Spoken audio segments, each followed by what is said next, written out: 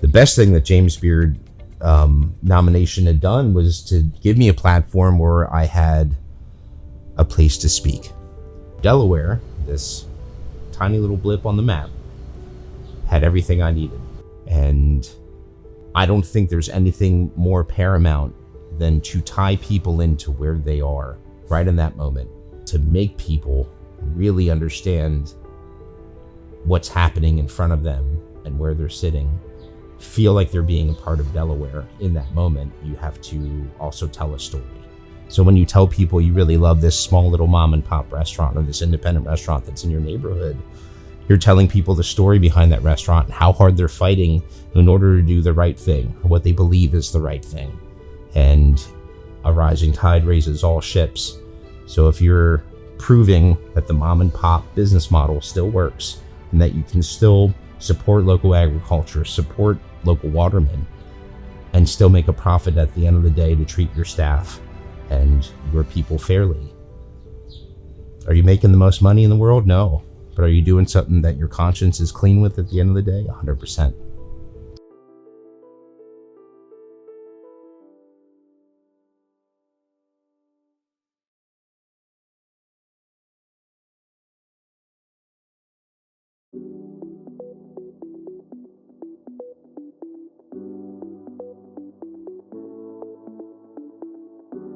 When I was writing my 1-year, 5-year, and 10-year goals back when I was in my yoga teacher training and working for Lululemon, I always dreamt up this wellness cafe, and I wasn't sure where it was going to be, what it would look like, what our offerings were going to be, but I just knew that I wanted to have a community-focused space that I could get healthier options at.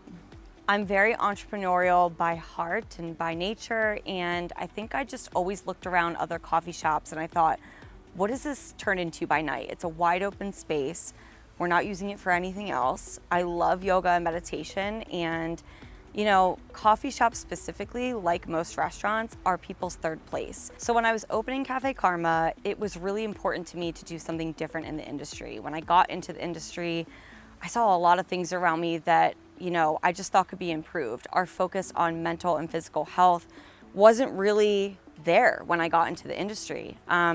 And it was important to me as a health and wellness professional that I breathe all of that coaching and this life nurturing into my team. It's a responsibility that I don't take lightly, and I encourage my team not to take it lightly either. We never know what mood somebody is going to be in, what they're going through when they're entering our four walls, and we have the opportunity to make a difference.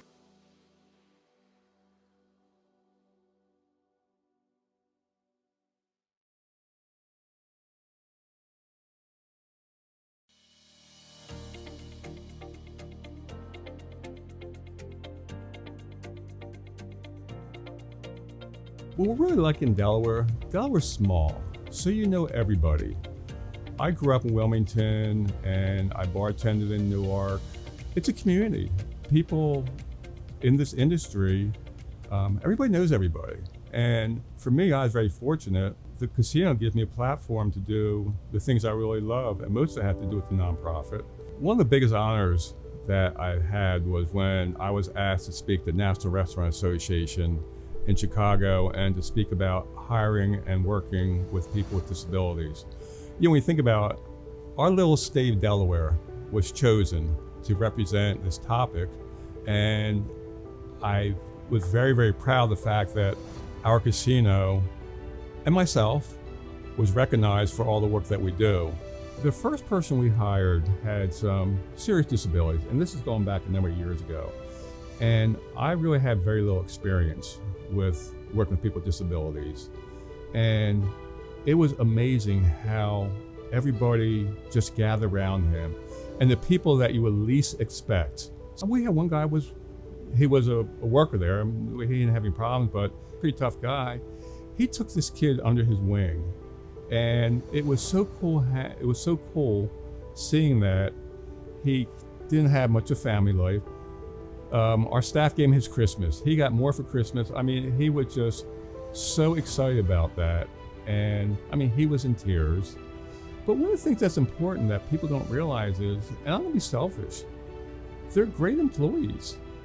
And when we spoke in Chicago, it was pretty much what I've been saying about hiring people with disabilities, all they do is want a chance. And I keep stressing, it's not charity. They're great employees. They are a very important part of our workforce. If I took all the people that we have on our workforce that have disabilities and remove them, we would be very, very, very short-staffed. And some of our most talented and hardest workers would not be with us.